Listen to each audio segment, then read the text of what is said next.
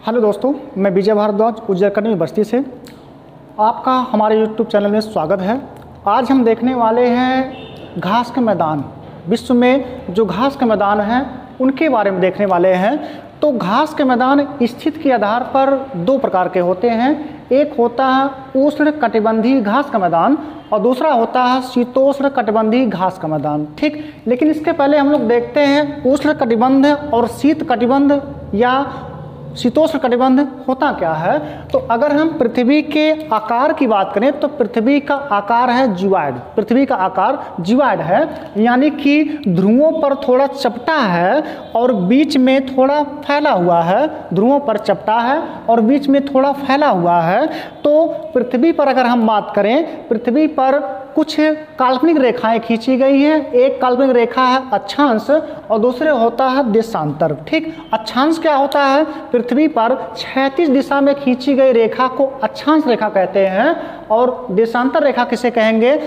Pole to पोल, यानी कि ध्रुवों से ध्रुवों तक मिलाने वाली ऊर्ध्वाधर रेखाओं को कहा जाता है देशांतर रेखा। ठीक, तो सबसे पहले जो रेखा खींची गई अक्षांशों में, वहाँ खींचा गया विषुवत रेखा। इसका नाम है विषुवत रेखा। चूंकि यह पूरे पृथ्वी को दो बराबर भागों में बांट रही है, इसलिए इसको कहते हैं भूमध्य रेखा। तो दो नाम हो गया, एक इसका नाम है विषुवत रेखा, विषुवत रेखा, या इसी को कहा गया भूमध्य रेखा। भूमध्य रेखा इसको कहा गया भूमध्य रेखा, या इसी का नाम है 0 डिग्री अक्षांश रेखा। इंग्लिश में इसको कहते हैं इक्वेटर। यह क्या करती है? पृथ्वी को दो बराबर गोलार्धों में बांटती है। ठीक, तो पृथ्वी को दो बराबर गोलार्धों में बांटती है। इसके उत्तर वाले में, यानी कि विषुवत रेखा के उत्तर में कहा जाता है उत्तरी गोलार्ध और दक्षिण में कहा जाता है दक्षिणी गोलार्ध। ठीक, तो विषुवत रेखा पृथ्वी को दो बराबर गोलार्धों में बांटती है, यानी गोले का अर्धक करती है। उत्तर में उत्तरी गोलार्ध, दक्षिण में दक्षिणी गोलार्ध कहा गया। अगर हम पृथ्वी की बात करें तो अपने ध्रुव से, यानी कि पोल से, उत्तर में पड़ेगा नॉर्थ पोल और दक्षिण में पड़ेगा साउथ पोल। तो पृथ्वी अपने ध्रुवों से 23.5 डिग्री झुकी हुई है और जहां से 23.5 डिग्री झुकी हुई है उस काल्पनिक अक्षांश को या काल्पनिक रेखा को हम कहते हैं कर्क रेखा। और किस रेखा पर है? तो 23.5 डिग्री अक्षांश पर। इसको कहते हैं हम कर्क रेखा, इसको कहेंगे कर्क रेखा। यानी कि उत्तरी गोलार्ध में 23.5 डिग्री अक्षांश को हम कहते हैं कर्क रेखा। इंग्लिश में इसको कहते हैं ट्रॉपिक ऑफ कैंसर। ठीक, और दक्षिणी गोलार्ध में इसी रेखा को, किसको? 23.5 डिग्री रेखा को हम कहते हैं क्या चीज़? मकर रेखा। हिंदी में कहते हैं इसको, इंग्लिश में इसी का नाम है ट्रॉपिक ऑफ कैप्रिकॉर्न। ठीक, तो दो रेखाएं अन्य महत्वपूर्ण मिली। एक निकला आपको अक्षांशों में कौन?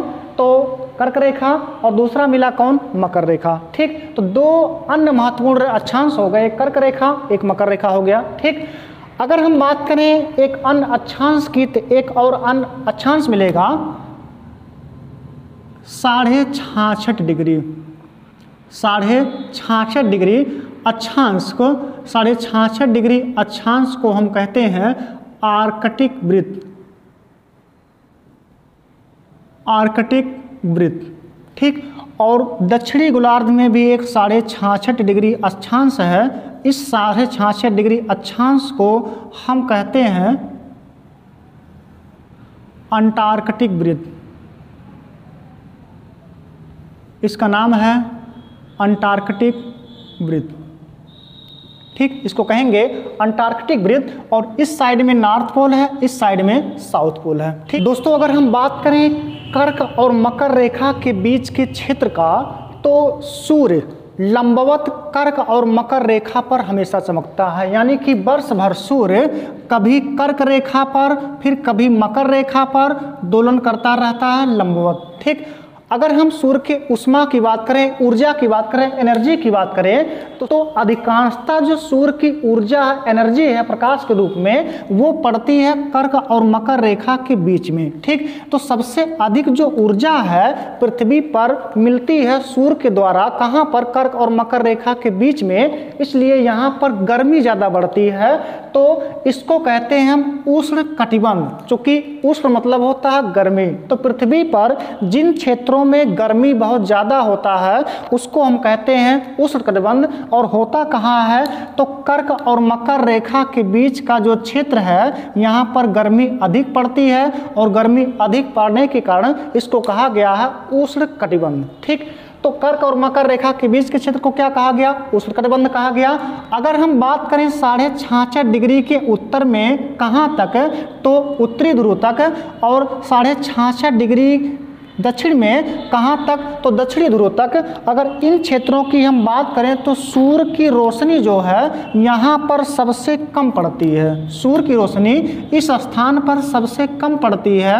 6 महीने का ध्रुवों पर दिन और 6 महीने का रात होता है, इसलिए वहाँ पर जो टेम्परेचर होता है हमेशा माइनस में होता है, यानी कि हमेशा वहाँ पर शीत ऋतु होती है। इसलिए इस क्षेत्र को कहा गया शीत कटिबंध। इसको कहा गया शीत कटिबंध। ये भी शीत कटिबंध है और दक्षिणी गोलार्ध में भी ध्रुवों की तरफ शीत कटिबंध है। तो 2 हो गए शीत कटिबंध, और कर्क और मकर रेखा के बीच के क्षेत्र को कहा गया उष्ण कटिबंध। और अगर हम बात करें कर्क रेखा से आर्कटिक वृत्त के मध्य के क्षेत्र को और मकर रेखा के अंटार्कटिक वृत्त के मध्य के क्षेत्र को, तो इस क्षेत्र में ना तो बहुत ज़्यादा गर्मी होती है और ना ही बहुत ज़्यादा ठंडक होता है, दोनों का मिला जुला है। इसलिए इस कटिबंध को कहते हैं शीतोष्ण कटिबंध, यानी इसको हम कहेंगे शीतोष्ण कटिबंध। ये शीतोष्ण कटिबंध है। यहाँ भी जो ये एरिया दिख रहा है मकर रेखा और अंटार्कटिक वृत्त के मध्य में, इसको भी कहेंगे हम शीतोष्ण कटिबंध। शीतोष्ण कटिबंध मतलब दोनों का मिला जुला रूप है। यहाँ पर शीत ऋतु के भी जलवायु पाए जाएंगे और उष्ण के भी जलवायु पाए जाते हैं, इसलिए इसको हम कहते हैं दोनों के मिला जुला होने के नाते इसका नाम पड़ा है शीतोष्ण कटिबंध है। तो अगर हम बात करें इस कर्क और मकर रेखा के बीच के स्थान को, तो इसको हम कहते हैं उष्ण कटिबंध है। और अगर कोई भी घास का मैदान कर्क और मकर रेखा के मध्य में होगा, अगर कोई भी घास का मैदान कर्क और मकर रेखा के मध्य में होगा, यानी कि उष्ण कटिबंध में होगा, तो उसको हम कहेंगे उष्ण कटिबंधीय घास का मैदान।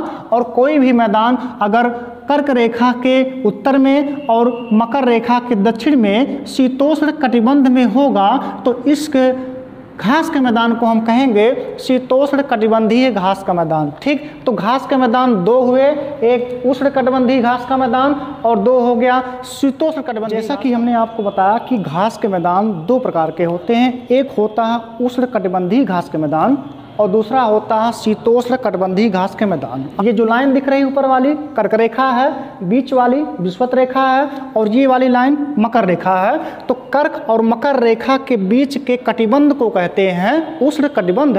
और उष्ण कटिबंधीय क्षेत्र में जो घास के मैदान होते हैं उसको कहते हैं उष्ण कटिबंधीय घास के मैदान। और कर्क रेखा के उत्तर में और मकर रेखा के दक्षिण में जो भी घास के मैदान पाए जाते हैं, इनको कहते हैं शीतोष्ण कटिबंधीय घास के मैदान। तो आइए देखते हैं कौन कौन से घास के मैदान उष्ण कटिबंधीय घास के मैदान में आते हैं और कौन से घास के मैदान शीतोष्ण कटिबंधीय घास के मैदान में आते हैं। ठीक, शुरुआत करते हैं हम।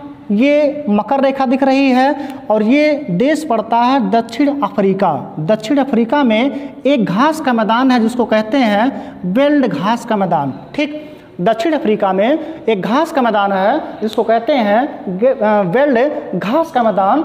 और अगर यह मकर रेखा के दक्षिण में है तो किस प्रकार की घास के मैदान होगी?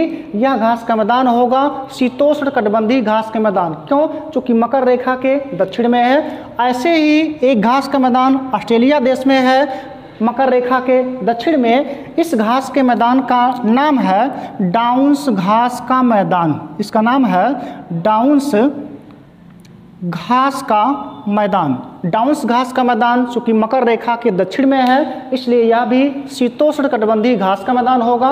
और एक घास का मैदान न्यूजीलैंड में है, इसका नाम है कैंटबरी।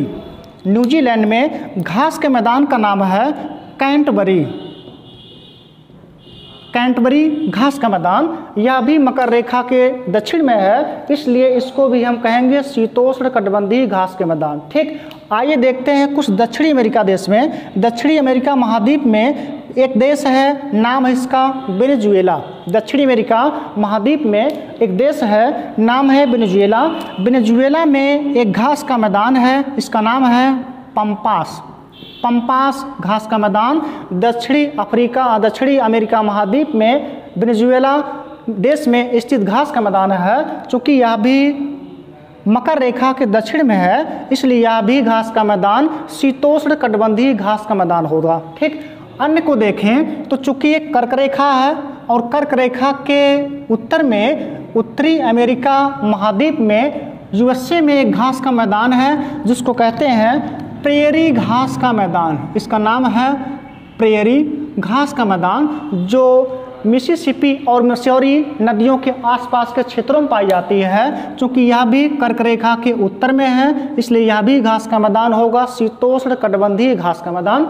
आगे देखते हैं, यूरोप में एक घास का मैदान है, इसका नाम है पुस्टास। पुस्टास घास का मैदान हंगरी देश में पाया जाता है जो यूरोपीय एक देश है। और यह घास का मैदान किस प्रकार का होगा, तो चूंकि कर्क रेखा के उत्तर में है इसलिए यह भी घास का मैदान होगा, शीतोष्ण कटिबंधीय घास का मैदान। अन्य एक घास का मैदान है एशिया में, इसका नाम है स्टेपी। इसका नाम है स्टेपी घास का मैदान।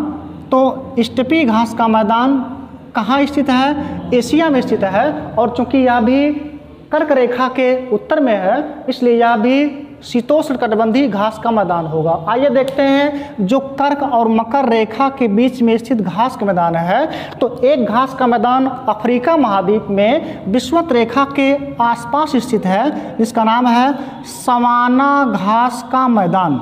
इस घास का मैदान है सवाना घास का मैदान, जो स्थित कहाँ है, तो अफ्रीका महाद्वीप में स्थित है। ठीक, अन्य अगर हम बात करें घास के मैदानों की, तो एक घास का मैदान वेनेजुएला देश में स्थित है जो दक्षिणी अमेरिका महाद्वीप का देश है। इस घास के मैदान का नाम है लानूस।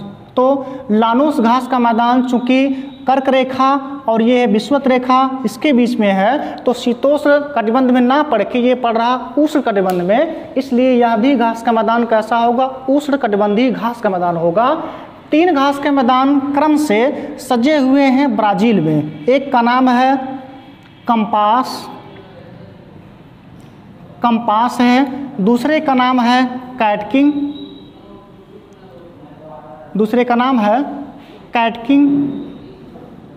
और तीसरे का नाम है कारिडोस। ये 3 घास के मैदान ब्राज़ील देश में स्थित हैं, कंपास, कैटकिंग, कारिडोस, और ये विषुवत रेखा और मकर रेखा के मध्य में स्थित हैं। इसलिए यह भी घास के मैदान शीतोष्ण कटिबंध में ना आके यह भी आएंगे उष्ण कटिबंध में, इसलिए ये भी घास के मैदान उष्ण कटिबंधीय घास के मैदान पाए जाते हैं।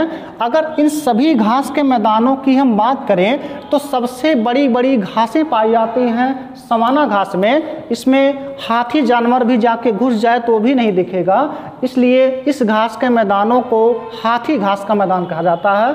तो दोस्तों, ये कुछ घास के मैदान थे अलग अलग महाद्वीपों में। जैसे ऑस्ट्रेलिया में अगर देखा जाए तो डाउन्स है, न्यूजीलैंड में कैंटबरी है, अफ्रीका महाद्वीप में 2 घास का मैदान, एक सवाना है और दूसरा दक्षिण अफ्रीका देश में बेल्ट घास का मैदान है। दक्षिणी अमेरिका महाद्वीप में लानोस है, कारिडोस है, कैटकिंग है, कंपास है, पंपास कहाँ पड़ रहा है, वेनेजुएला में, और प्रेरी घास का मैदान पड़ता है उत्तरी अमेरिका में, यूएसए में।